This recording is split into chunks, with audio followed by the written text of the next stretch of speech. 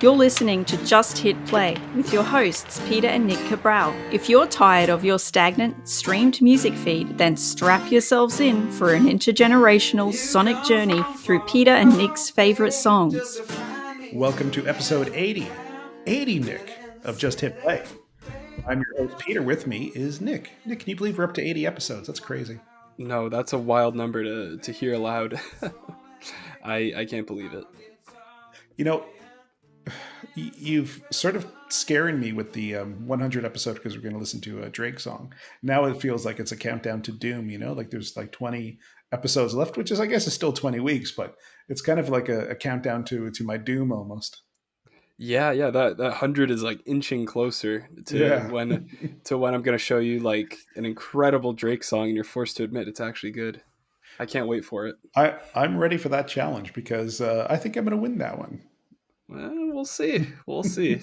I still have 20 weeks to think of the perfect song. You do have 20 weeks, and who knows? Maybe in these 20 weeks, maybe he'll record a good song.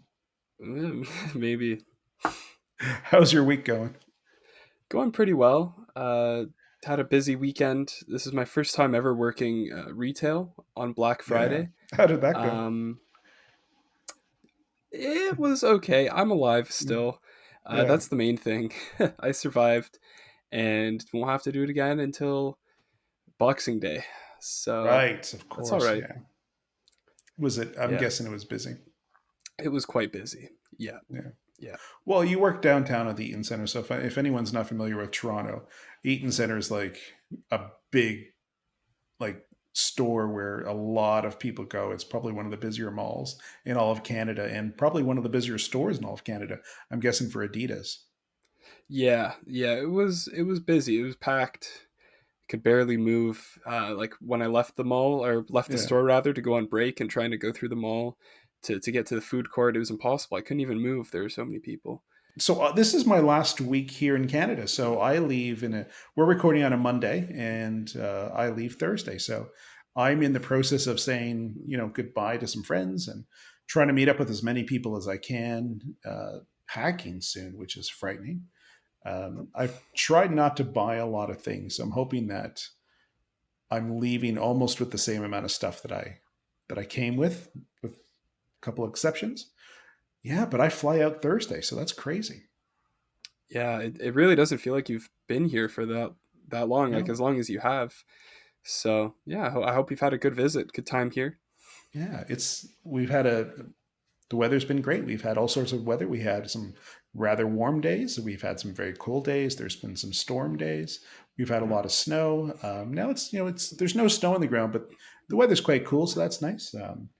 I'm dressing in layers for the first time in 3 years. So it's been a fun month. So I'm sad to go, but can't wait to see my lovely girlfriend and my dog. So I'm pretty happy about that.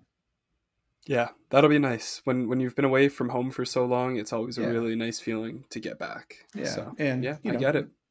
And I'm staying at your dad's place, my brother, and he's been lovely, and I've had a great time here, and it's been really good. We're going to trivia tomorrow, so hopefully we can continue our streak of 3 trivia wins in a row. So that's tomorrow. So let's see how that goes. Yeah. Good luck. Sorry I won't be there. You guys won't get hit 100 without me. No, probably not. No, probably not. But hopefully you can still do well. Yeah. Are you ready to hear some music? Yeah, absolutely. I am. Okay. So if this is the first time you're listening to this podcast, because I'm in Canada, even though I was born in Canada, I actually live in Australia. So this month, while I've been home, I've been listening to a lot of Canadian music. So we've listening to Canadian music from the 60s pretty much to the 90s. And this is our last Canadian episode until I guess I come back. And we're listening to Sloan. The song was released in 1993. The song is called Underwhelmed. Darren, just hit play.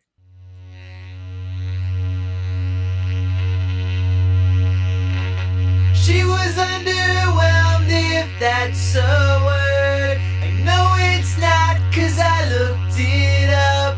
That's one of the skills that I learned in my school.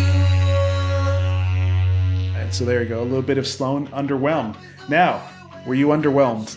How did you feel about this song? I'm kind of lukewarm on this song, to be honest. I wouldn't say I'm underwhelmed or overwhelmed.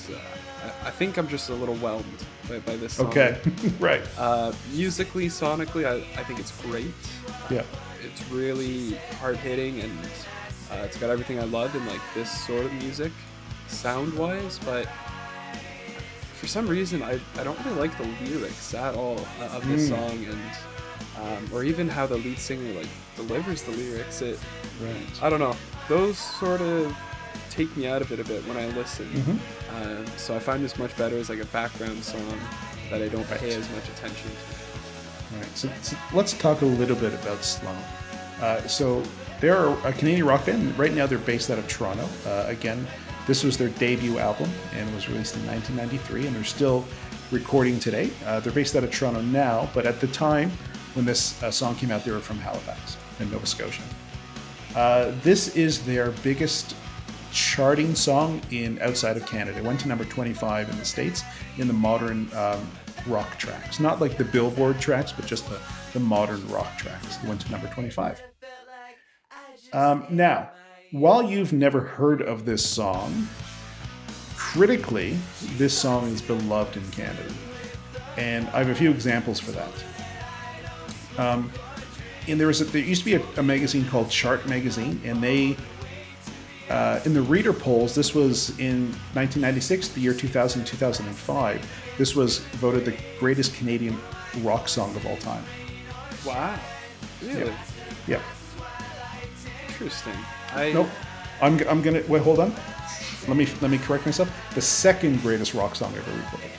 Oh, okay. That's more reasonable. Yes, because I just realized that the number one rock song recorded by the Readers was "American Woman" by the Guess Who. Gotcha. Okay. Good song. This was number 2. Yeah. So critically, it's beloved. Interesting. Yeah. And the album after this one was, which was called Twice Removed, was voted again by Chart Magazine the greatest Canadian album of all time, which beat out Neil Young.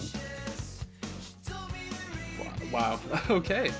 Yeah, really interesting. I may have to listen to some other songs by Sloan then, because, as I said, musically, I love this song, and I love just everything they were going for, their influences, the bass, the drums, the guitar. It's all great. That side of it I really love, but I think what it is I don't like when they write lyrics to rock songs and it's just like she said this and then I said that, and like that sort of thing. That's what you don't like, yeah. For some reason, that trope in songs drives me nuts. I don't know what it is, but I don't like it at all. When they're just like singing about a conversation that may or may not have even happened. It doesn't really do much for me. Well, there is good news for you, because Sloan are a very interesting band. Each member sings songs. So every album, each member gets about 2 songs that they record and sing on. Strangely, it's almost like Sloan are playing solo music while they have background musicians, because whoever writes the song actually writes everything, and then they bring it to the band and then they play. So the weird thing about Sloan albums is that song by song, it's very different because there's no real cohesive action by the band. Each song is written by different members, if that makes any sense. That is so cool. That's so intriguing to me. Like, I've never heard of a band doing that, and I love the idea. That's really, really cool.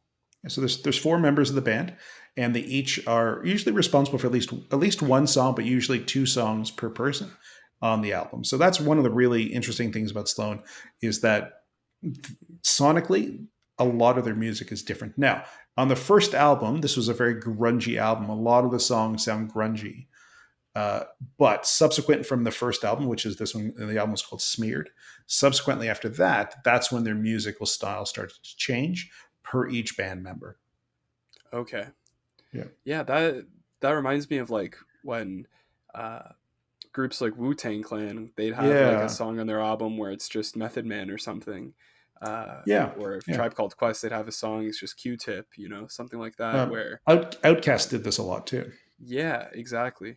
So yeah, Yeah, that's really cool. I yeah, love that concept, that idea, and that they were trying something that wasn't really seen at the time. That's I immediately have more respect for them hearing that than based off my impression of the song Underwhelmed, right. because sounds like they're taking some cool creative choices and risks, Yeah. honestly, there.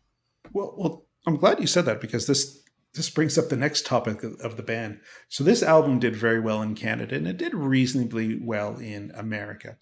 Um, they were signed to Geffen Records. Now, when they recorded the second album, Twice Removed, Geffen Records hated it because it did not have that grunge sound, which was really, really popular at the time.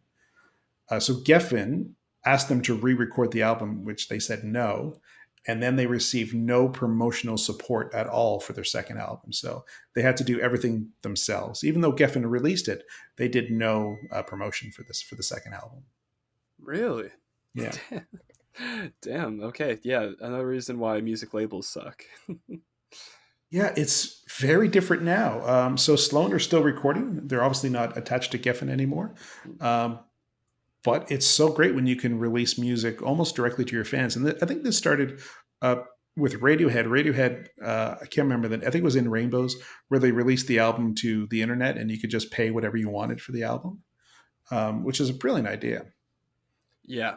Yeah. Fantastic idea. And that really, I think, set the tone for a lot of just the direction that the indie scene has been Yeah, going in.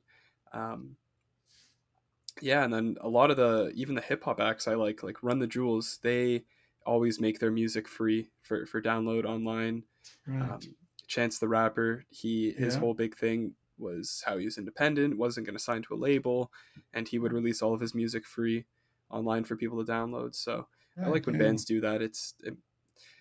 If they don't have to worry about putting food on the table, if they're financially secure, then I like when they make the choice to just make music accessible for their fans. So for me, because this album was released in 1993, I was, when the whole grunge thing was happening, I was 18, 19. In 1993, I was 20. And there was all this really great Canadian music coming out. And the great thing about that timing was that I could afford to go to shows. I wasn't, a teenager anymore where I had no money. Like I had so much more freedom. I had a car and I could go just see whatever shows I wanted. And, there's some really great bands like Trouble Charger were coming out. There was a band called The Watchmen that I really loved. Tragically Hip were releasing their best albums. Um, Our Lady Peace were coming around this time. So this is when Canadian music for me sort of became live Canadian music because I could then go see these bands live. And Sloan are one of those bands that I've seen live a couple of times. And yeah, it just afforded me the opportunity to start seeing shows. So that was another reason why I love this album and this song so much. Yeah, music always hits way better when you can see it live. Yeah. Like that just makes it better in your head, and when you go listen Yeah. to it after you've seen it in a concert, you get all the memories that you've attached to the music, to the Yeah. band, and it's a way better experience for sure. Yeah. I think I've mentioned this in other episodes where I had a friend. I used to work a lot of graveyard shifts in the job that I was working at, and I became friends with the DJ on 102.1 The Edge, and I got a lot of free tickets off her because we both worked the night shift, and we would talk like every night, and she would always shoot me free tickets. So it's great when you can make that connection with someone who can give you free stuff. Yeah, so I went to a lot of shows in the early 90s to the benefit of me and my friends. So that was pretty cool. Yeah, I will always be jealous of that hookup you had. Yeah. Like, what a connection to just getting free tickets to things. I for one am jealous because Yeah. if I could go to concerts that often, I'd be the happiest man alive. Yeah, it was pretty cool. Yeah, I saw a few shows back in the day, and yeah, no one would call her. It was in the middle of the night, and there weren't many people giving her a call. So I remember because I was working the night shift, I would just request songs every night, and then we sort of just became buddy. And I met up with her a couple times. She was a lovely person. Yeah, so it was really neat to have that connection. To someone who was playing my favorite music as well. Yeah, absolutely. Yeah. Now, I think what I've been thinking of since you talked about this song, and when I realized that you would have been around 20, 21 Hmm. listening to this song, and also just putting it in the context of like the grunge scene and Canadian Yes. music, I think I would definitely appreciate this song more if I listened to it in the 90s in Right. the context of what was happening in like the musical landscape. Because right now, listening to it now, it does sound a bit dated, especially like I said, the lyrical stuff to me sounds a bit dated now, like very much a 90s song. Whereas if I was listening to this song when it came Right. out, Yeah. um, and especially with it probably being like higher quality than a lot of other grunge music that was coming out, Yeah. I definitely think I would appreciate it more. Well, in context, if you look at what happened in 1991 when Nirvana had their big "Smells Like Teen Spirit" and the album Nevermind, it's important to understand, and I probably have mentioned this in other episodes, of what was happening in 1990, where you had MC Hammer was the biggest selling artist, you had Whitney Houston, a big selling artist, Vanilla Ice was huge, a lot of hair metal was really, really big. And so we needed that sort of punk revolution where, we needed that crunching guitar. We needed Nirvana, basically, and then Pearl Jam and Soundgarden to come in. And this would be the Canadian equivalent of those things, just to kill those bands. And MC Hammer died away. Vanilla Ice went away. Hair metal went away for a few years. It was just Thank God. thank God. It was just a liberation of music, and while it's dated, it's very 90s, this music, obviously. It was very important for this song to come out in. We needed to kill that music, and it did, thankfully. The music video for the song is also very 90s. Very 90s. Like, oh my God, I feel like I was put in a time capsule and Yeah, put in front of a tube TV watching Much Music was watching that yeah, video. yeah. No, it was. They were a small band, and the video was done pretty cheaply, as you could tell, with a lot of weird images and weird effects on the camera. Yeah, it was. It It was was. cool though. Like I Yeah, don't get me wrong, I like the video a lot. I thought it yeah, was really creative, yeah. but just very you can tell exactly when it was made. We'll put it that way. Yeah, and again, we're getting Canadian music, almost up to where we are now. It's becoming much more professional. There's so much more money in Canadian music compared to like the 70s and 80s, where bands could live with being popular in Canada, which really wasn't a thing up until this point. And this just opened the doors as for, like I said last week, for your Drakes, um, your Weekends, your Justin Biebers. This really opened the door for them. And I forgot to mention one band last week, and your dad reminded me that I forgot to mention this person. An amazing artist that was around this time is Sarah McLachlan, who was releasing some amazing music as well. So Canadian music in the 90s was just unbelievable. It was really, really great. So, and thankfully it's still continuing. Yeah. Yeah, it really is. And I guess we can say thank you to Sloan for Drake and the weekend. So It I paved the appreciate way. their Yeah. contribution. Yeah. Yeah. I very much appreciate that. Yeah. Yeah. It was and I guess because Drake is older than you, I'm guessing. He's probably in his 30s, isn't he? Yeah, like 36 ish. Yeah. So this song's like this music would have been probably around when he was a kid. So he definitely would have, you know, been exposed to this music. Yeah. Yeah, definitely. That's an Yeah. interesting thought. Yeah. So, You definitely can't hear it in his music, oh but no, no. No, you cannot. Yeah. So again, a really important song in Canadian history, Canadian music history. Sorry. Again, voted number one on many readers' charts and for modern rock charts, but largely forgotten by a lot of people. So I wanted to bring this band back to a little bit of focus. would you say this is your favorite song by Sloan? I do love this song. There's another song called 500 Up, which is also on this album that I really like, and you start to see a little bit of different members singing on the song.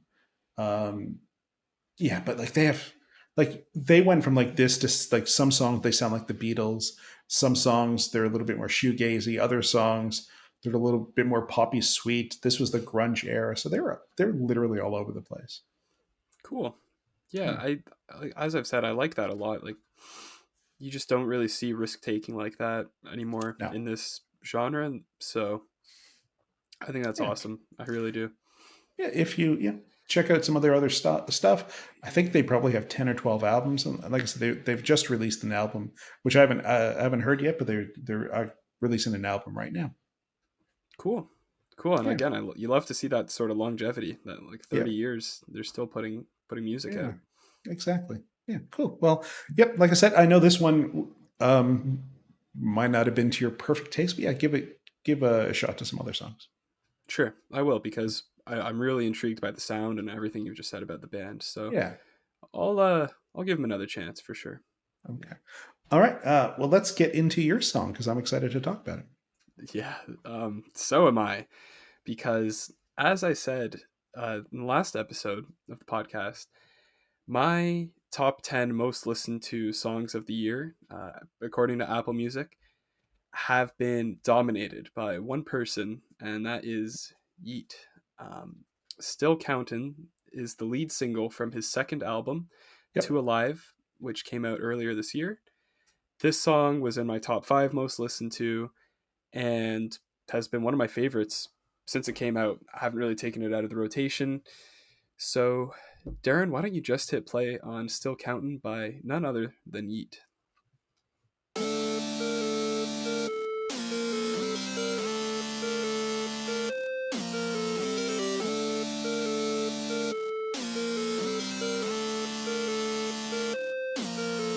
Rats came in, I was still in the tonka. Rats came in, they can fit in this tonka. Rats came in, but I'm still in this tonka. Yeah, 7 mil on the table and I'm still saying tonka. All right, Still Countin', Yeet. I have a lot to say about Yeet, and honestly, you might too. So why don't you just take the lead with Sure. your first thoughts on the phenomenon that is Yeet? This might be of the songs that you've got me to listen to. This might be one of the only songs where it has like vocal manipulation that I don't mind, because even though there is auto tune on it, it's not there to make him sound better. It's there to sort of fuck around with his voice a little bit. It's to, like the music is a little bit off kilter. It sort of puts you not at ease, I guess. That's the best explanation. It's not made to make him sound better. It's make him to sound more fucked up, which I like. Do you think that as well, or am I totally off base here? No, you are absolutely on base. It is very experimental. Right. What he does with the vocal effects and how he uses them. It's honestly the pinnacle of using vocal effects, as far as I'm concerned. It adds so much to the song and allows him to use his voice to affect how the song sounds instead of just relying on the production. So I think you're spot on with that. The other thing I found interesting, and I looked him up on Instagram because I wanted to see what he looked like. He seems to cover his face up a lot, which is quite interesting. And I'm guessing you're going to talk about this later, but it's a really interesting way to go unrecognized, especially if you have 1.1 million people that follow him on Instagram. I think that number is relatively correct. Covering your face is one way to keep your face a little bit hidden. You can lead maybe a normal life. The one thing I didn't like about his Instagram page, there was a picture with him holding like a wad of cash standing in front of like his Mercedes Benz. I thought that was a little weird. That was a little crass. I didn't like that. I think it's the nouveau riche that sort of do that, and they always look a little just stupid, I guess. But other than that, I was fine with the look, with the the balaclava and the face covered up. I was fine with that. Did you happen to watch the music video for this song? No, I didn't. I guess the link that you gave me wasn't the video, so it was just like the audio. Oh, okay. I remember I sent you a message after saying to just look up the music video, but sorry about that. Yeah. No, I didn't look it up. I'll have to do that. Yeah. Okay. Tell me about the music video. It's something. It's crazy. It's shot by the iconic Cole Bennett. He's really, really like one of the guys in the hip hop scene right now to get a music video with. Right. Okay. And it's a crazy video. Just wild editing, super psychedelic, trippy visuals, crazy editing. It's a really interesting one for sure. Yeah, Okay. it's something else. Cool. Well, I will definitely have to give it a watch because I love music videos, and yeah, so that's an important to me. Music videos go hand in hand with songs, so I'll definitely have to watch that. Yeah, you should. Yeah. But I want to get in a little bit into the lore of Yeat, so to speak, Right. because he's a very interesting figure, and I use the word phenomenon to describe him, and I don't think that's unwarranted. So, Yeat is the chosen name of Noah Olivier Smith. He's a 22-year-old rapper, born in 2000, so he's my age, Okay. who Yep. grew up in Portland, Oregon before moving to LA.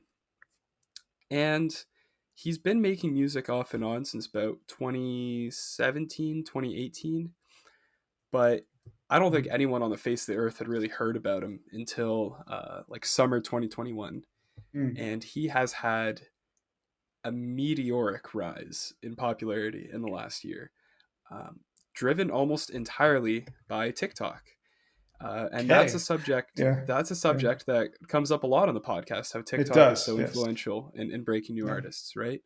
Yeah. So it's cool because Yeat is a perfect example of an artist who has had their career made, going from complete irrelevance and obscurity to being one of the most popular new school rappers right now, all because of TikTok. So in August 2021, the song Sorry About That from his EP that came out that month went everywhere on TikTok, just blew up for no apparent reason other than people thought it sounded new and fresh and cool. Then a snippet of an unreleased song of his titled Get Busy also went viral. And then it wasn't too long after that Drake and Lil Yachty shouted him out on Instagram. They were like, Okay. "Oh, watch out for this guy, Yeat. He's gonna be sick." And then in September, a couple weeks after getting those cosigns from really big names, he released Up to Me, the album, which is my favorite project of his. Funny enough, also on Geffen Records. Oh wow. Okay. Yeah. Cool. Yeah. And then January 30th of 2022, his song You Could Tell, which is a favorite of mine, was used in an episode of HBO's Euphoria, the TV show. Oh yeah. And then February 11th, he released the Still Countin' video with, as I said, the iconic Cole Bennett. And a week later, this album came out with Two Alive, the album, came out with features from Young Thug and Gunna. Again, two really big rappers. And then on June 28th, he made a song for the soundtrack of the new Minions movie. Oh God, that is a weird trajectory of a career. Yeah. And now he, by streams, he's one of the most streamed artists on Spotify in North America now. Jesus. per month. Okay. I think I saw he's higher than like Travis Scott, so many artists that we've already had on the show, on the podcast. Big established names, he's just completely surpassed them in terms of listeners and popularity. Right. It's nuts. Yeah. Okay. So it goes to show you how different the world is, where you can start your career from, as you mentioned, TikTok, and that, that's a relatively new thing. And, I don't know how long that'll continue for. Obviously TikTok will lose, relevance at some point and it'll be something else. But I guess that's a viable career path now. It is. Strangely, yeah. Is. Yeah. And yeah, TikTok, and then once he got, I think, the shout out from Drake. Honestly, that was sort of the other big one, where people who weren't really paying attention to TikTok, anytime Drake puts an artist on his Instagram story or is seen in the studio with an artist, that gives them the Drake bump effect, where they just immediately explode in popularity too. That was a big one. My poor heart.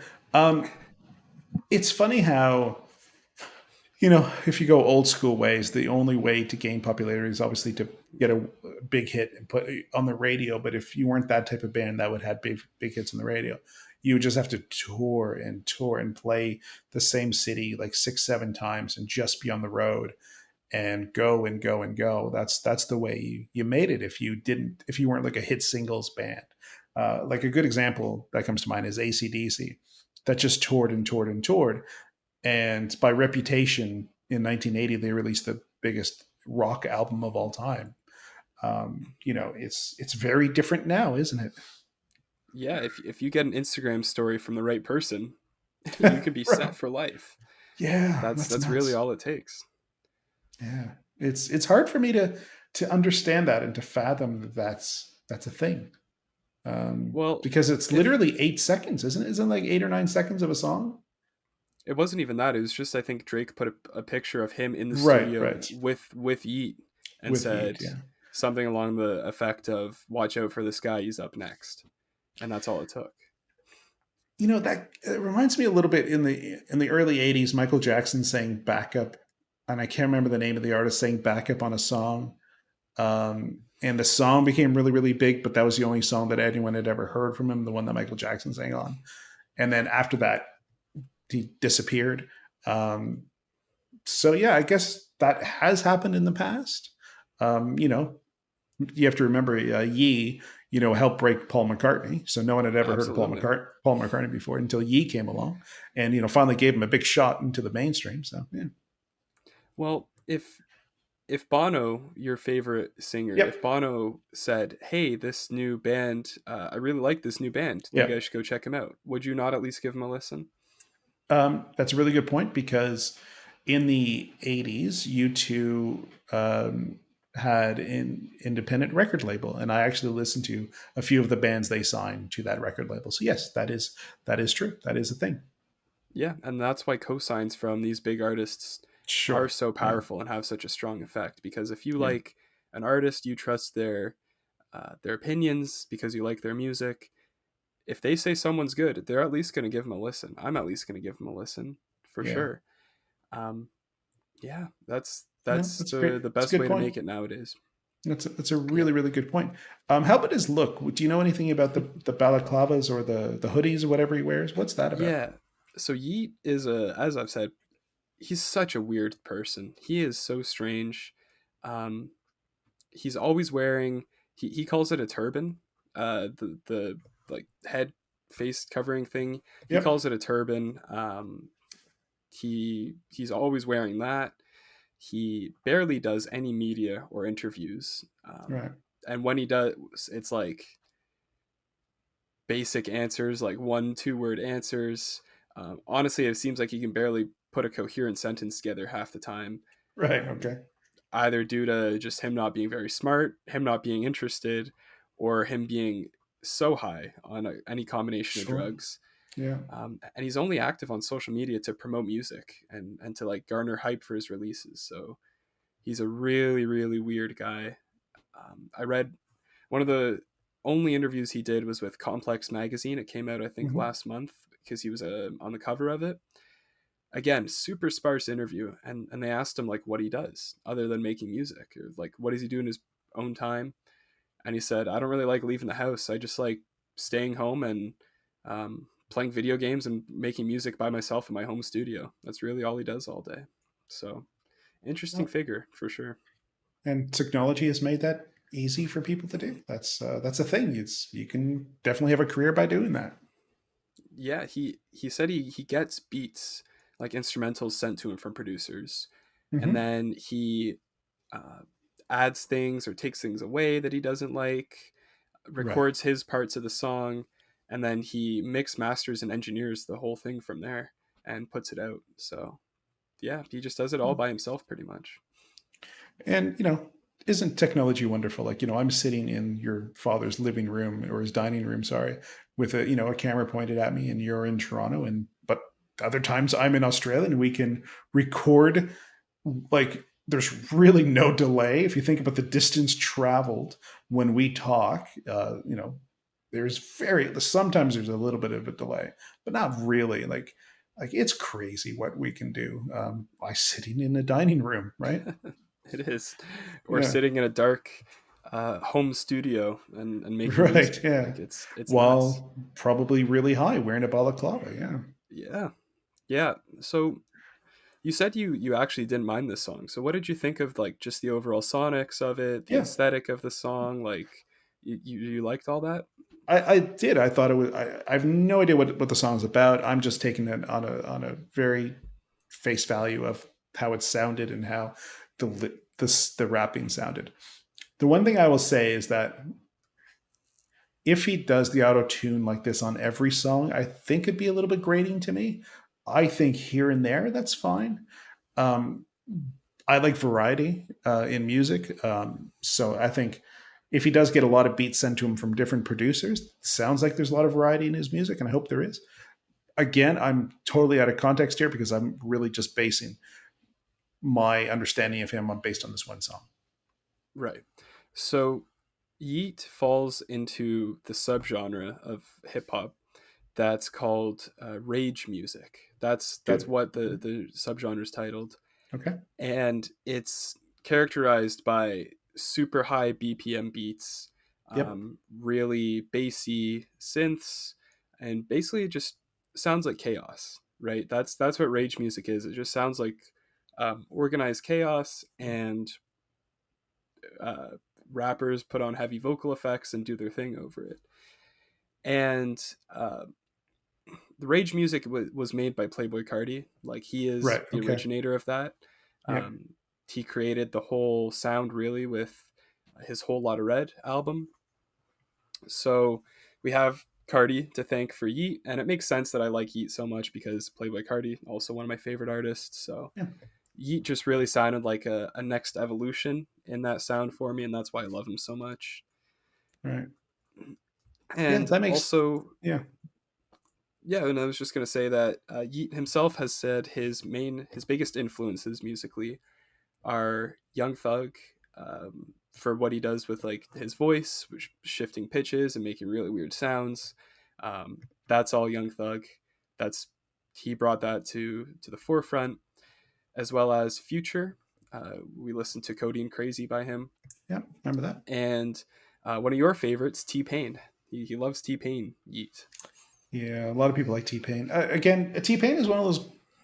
T Pain can sing so well. He's got a lovely voice, but yeah, the whole auto tune thing, yeah, freaks me out. I don't know. I don't get it.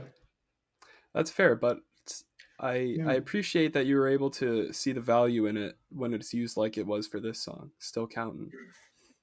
Well, if we look at a rapper in the sense, I obviously rock and roll is my favorite kind of music, and what guitarists can do with guitars and how they can make guitars sound distorted or chimey or have a lot of reverb. I guess in that sense, a hip hop artist is almost like a guitar. Like they're trying to make their vocals sound as different as they can, and I guess it's whatever I can put up with at any given time. There you go. Well, Yeah, I guess now we know that you like it when Yeet does it, at least on this song, and yeah. that's better than I was expecting. I did not think you would like this song, so I'm quite pleasantly surprised by that. Yeah. No, Um, I like rage music. I love anger in music. It's really anger in music is really important to push music forward, I think. And so I did not mind the song. I liked how fucked up it was, so I really enjoyed it. yeah, and one other thing I wanted to touch on is he has a really funny dictionary of words that he's invented and he uses a lot in his music. Okay, yeah, yeah, that's funny. So he uses the word twizzy a lot, which means twin or friend. So referring to Okay, someone as your twizzy. I get it. Um, and then another big one, which is like featured very prominently in this song, is Tonka. This guy is obsessed with saying Tonka. He says it in almost every song of his. Um, and this song, he says, like the hook is literally Rax came in and I'm still in this Tonka. And that just means big car. Like he's riding in a Right. big impressive SUV or Tonka. car. Yeah, that makes sense. Yeah. Yeah, yeah. Okay. Basically, Yeah. it's this whole song is about how he's now finally getting big. He's making money. He's signing these deals, collaborating with music video directors, but he's still saying Tonka. Racks came in, money's coming in, but he's still going to say Tonka, even though most people listening probably have no idea what he's talking about. Sure. So Yeah. I always think that's funny. No, that's cool. I guess Snoop Dogg did something similar with a lot of the things that he says, so that's kind of cool that that's continuing. Yeah, it's nice. It adds consistency, honestly, to Yeah. his music. You're listening to a Yeet song because he's going to start saying things like Right. Twizzy and Tonka and LaCrank and geeky and just weird words. I don't even know what half of them mean, but they sound cool when he says them. Yeah. Right. Yeah. Oh, cool. And yeah. The t-shirt I'm wearing right now also is Yeet merch. Ordered this from his That's online Yeet? store. Yeah, I think it's meant to be like a cartoon version of him holding a cup of green substance, which is probably drugs. Oh, maybe it's code. What's that codeine drink? Yeah, it's probably like green lean or something. Yeah. Cool. And I'm wearing a Johnny Cash shirt, and he's giving you the finger. Not you specifically, just generally. Yeah. There you go. We've got our artist merch on today. Yeah. Okay. So my other question is: does he play live, or is he stuck in the basement? No. He's done a couple live shows. Actually, he may have just wrapped up an American tour. He sucks live. He can't perform live at all. He like whatsoever. He can barely rap along to his own songs. Again, I don't know if he's just not good, if he's not practiced. We do have to remember that this guy was a nobody a year and a half ago. Sure. And he's also still pretty young. So it's either that or, again, he's way too high on a cocktail of drugs to perform. But having said that, his concerts look insane, and I would pay good money to go to one. Just because of like the energy of the show and the mosh pitting that goes on. They look like so much fun to be at. Well, if he plays Toronto, then you have to go be the roving reporter and report on the show and give us a review on the gig. Yeah, I sure will. I really hope he can come one day. Me and all of my friends are all Yeet fans, so we'll pull up like at least 10 people deep to this concert and give a review. Maybe because we have this podcast, you could write it off in your taxes as research. Maybe. No, that's a fantastic idea. Well, we'll have to try to figure out who we know in Revenue Canada, see what we can figure out there. Yeah, we'll have to do some digging into that. Yeah. Cool. No, I really dug it, so I thought that was pretty cool. Cool. Yeah. I'm glad you like it. Big surprise for me, but yeah, I like that you like this song. What song do you have for me next week? Next week, we're going to listen to Amphetamine by Smino. Amphetamine by Smino. Okay, no idea what that is. I'm looking forward to checking that out. I think this is a bold prediction, but I think you are going to love this song. Right. Let's figure it out. Let's see what we got. Yeah. Since I'm leaving Canada, we're going to stop with the Canadian music for a bit. I like to do themes, so we're going to do a new theme starting in December. I want to do a theme of acts that I love, that I absolutely love, that were never really big and sort of just hovered just under the mainstream. And I'm going to try to pick songs that weren't big hits, but I loved as well. And to start this journey that we're going to go on, we're going to listen to a band called Cracker, and the song is Euro Trash Girl. Okay. So that's what you got for next week. What a title! I love it. So already intrigued. Yeah. So that's your song for next week. Awesome! Can't wait to get into it. Yeah, with a title like that, I'm going to listen to it immediately. Cool. So at the end of each month, we like to play something called "Who Played It Better," and we're going to continue that this week. So we're going to play an original song by the original artist and a cover song by a different artist. So the one that we're going to do is in honor of my brother and Sylvie, his girlfriend, who recommended these two songs. One is Sound of Silence by Simon and Garfunkel, and The Sound of Silence by Disturbed. Two very different songs. I know which one I like personally. So we're going to listen to Simon and Garfunkel, and we're going to listen to The Sound of Silence. So, Darren, let's play a little bit of Sound of Silence by Simon and Garfunkel. Hello, darkness, my old friend. I've come. All right. And now we're going to listen to a little bit of The Sound of Silence by Disturbed. Hello, darkness, my old friend. Two very, very different songs. Okay. Which one are you picking? You picking Simon and Garfunkel, or are you picking Disturbed? I'm going to go with Simon and Garfunkel. Mm-hmm. I think it's just a better version. I appreciate the Disturbed version a lot because they took a song and did something polar opposite. They recorded a polar opposite version, and it works. It is a really good song, the Disturbed one, but I just think the original is I just like it a bit more, honestly. I just think it fits the lyrics better and is a better vibe. So yeah, I'm gonna go with the original. As am I.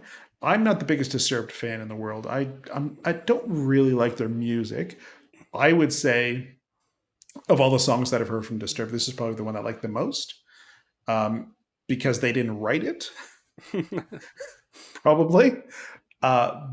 But I also will go with Simon and Garfunkel because I love The Sound of Silence by Simon and Garfunkel. How about you, Darren? Are you choosing Disturbed or Simon and Garfunkel? Simon and Garfunkel, of course. Cool. All right. Thank you, Darren. And Nick, what are your plans for the rest of the week? Same as last week. World Cup, school. Right, yep. And got some shifts at work. So, yeah, that's really it. Sad about Canada. Probably not going to go through, but they had a good run. The Canada men's national team, very proud of them. Yeah. And excited to see Portugal carry on in the World Cup. So yeah, Portugal made it to the knockout round. I'm trying to see as many friends as I can before I go, so I'm going to drive to Hamilton tomorrow and meet up with a couple of friends. Trivia tomorrow night. I'm going to have lunch with my cousin, who I haven't seen yet. And what else is happening? Oh, yeah, I'm on a plane for 24 hours. I'm not looking forward to that. So, excuse me. Yeah, not looking forward to that plane ride. That's going to be brutal. But hey, if you're looking for something to do on that plane ride, you should listen to all of Yeats' discography and report back. Download it all, because once I get on that plane, I have no access to Wi-Fi. So at least I'm not paying for access for Wi-Fi. Maybe that's a better answer. I don't pay for access for the Wi-Fi. Yeah, no, they're scamming with that thing. The paying for Wi-Fi, it's absurd. So I don't blame you. I wouldn't pay for that. I still have, I think, 20 hours left in my Nazi book. So I have a book that I'm listening to called The History of Nazi Germany. I still have 20 hours left to go. So I think that's what I'll be listening to in my adventures home, which is weird. I maybe people wouldn't want to listen to a book about the Nazis when they're stuck on a plane, but I don't know. Sounds interesting to me. Yeah, I was gonna say that's some nice, light, enjoyable, easy listening for your trip, isn't it? This is the third time I've listened to this book because I really love this book.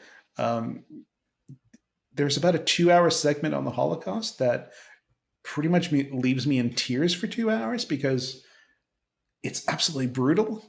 Because he does not spare any expense on the description of what happens. And he tells really personal stories. So yeah, I'm literally in tears for 2 hours. So we'll see how that goes. Who doesn't want to sit next to a grown man crying on a plane, right? Yeah, then you're that guy. Yeah. Then you're that guy. Yeah, I'll be on TikTok. This guy's crying next to me on a 14-hour flight. Yeah. He's sobbing uncontrollably. Someone get me the hell away from him. Right, I'll be that guy. So maybe I can go famous on TikTok. I should wear like the Just Hit Play shirt and just cry on a plane. Yes, there you go. New viral marketing idea. Right? I'm just going to show places with the Just Hit Play, listen to the 2 hours about the Holocaust, and just cry, and see if we can get some play. Yeah, we'll workshop that. We'll workshop it. Maybe that's not the best idea in the world. Cool. So let's listen to our independent artist this week. So here's who we have. We have a band called Single Brass Faction with the song Criminal which was co-written by Denise. I'm going to say Sedana, I believe her name is. So, Single Brass Fraction originated from Las Vegas. The artist is called Gil Faction, and he worked as a trio, but then moved to Texas, and then just worked as a solo sort of artist. He's got a new album coming out next year called Lands and Grooves, and he's going to support himself in 2023 with the new album. And now, as the Sloan song was very 90s and very sort of raw, I think this song Criminal fits that perfectly. It's a really raw sounding song from Single Brass Faction. So we're going to listen to Criminal. Nick, I will talk to you next week in Australia. And Darren, just hit play. Thanks, guys. Oh, before you go, Darren, I want to thank whoever is downloading your episodes from Albuquerque, New Mexico. Thank you. Reach out. Every episode I think has been listened to from Albuquerque. So reach out, send us an email, let us know who you are. We're very happy that you listened to our episode. Yeah. So we'll talk to you next week.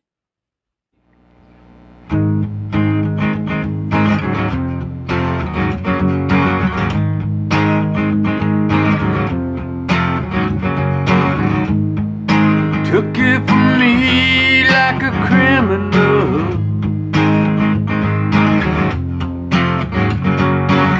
I couldn't steal it back from you if I wanted to.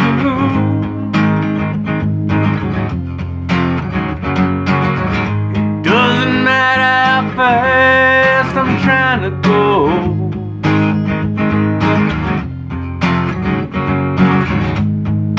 Lights that are flashing additional.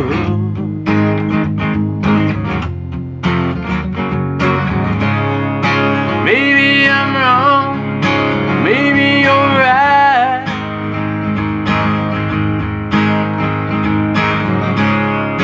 Maybe it's too soon to judge tonight.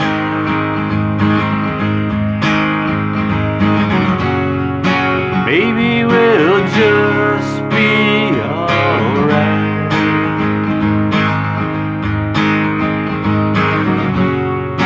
Maybe it's just the end of our time.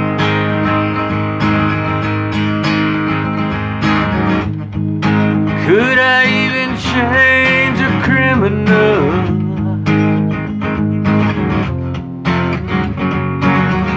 I could handle the pain if you want me to.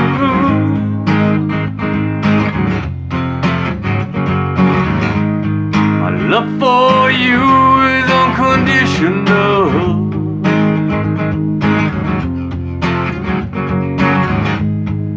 Shackle to you, it's not traditional.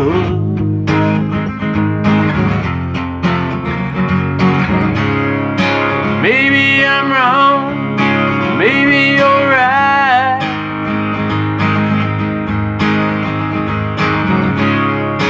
Maybe it's too soon to judge tonight.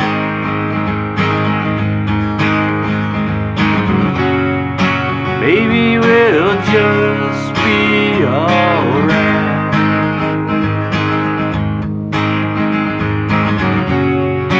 Maybe it's just the end of our time.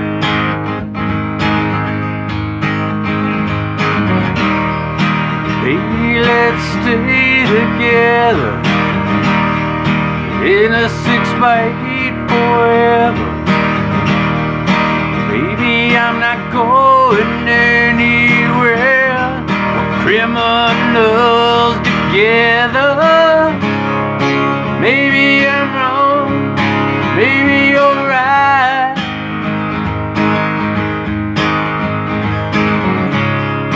Maybe it's too soon to judge tonight.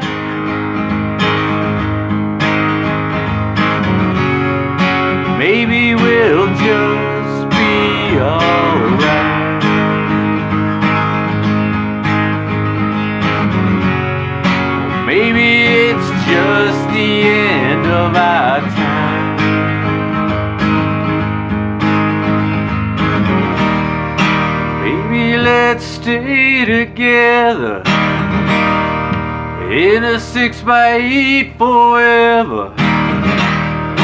Baby, I'm not going anywhere. We're criminals together. Maybe I'm wrong, maybe you're right.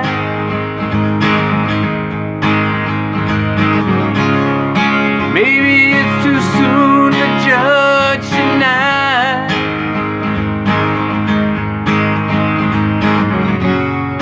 Maybe we'll just be alright.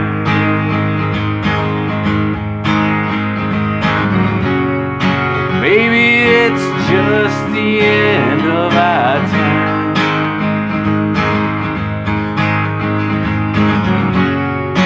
Maybe it's just the end of our time.